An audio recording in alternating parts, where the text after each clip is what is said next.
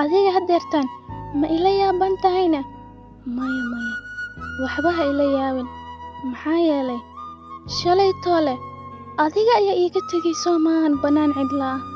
Weliba anigoo ciirsi la'aan la ooynaya ayaad iga soo dhaqaajisay.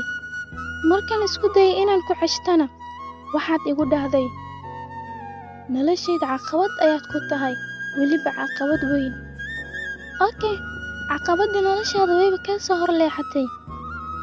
Maanta ma aragtay qofka farxadda ku siin lahaa ma heshay adiga? Waxaan filayaa inaad heshay qof aniga iga wanaagsan. Maxaa yeelay aniga markaan adiga ku haysan jiray oo aan ku ceshan jiray waxaan ba isku malaynayay qofta kaliya farxadda ku siin karta, qofta kaliya ku fahmi karta, qofta kaliya ay ku dareemi karta inaan ahay. Sidaan filayaa hadeertaan waad heshay qof adiga ku fahmi kara Soomaan.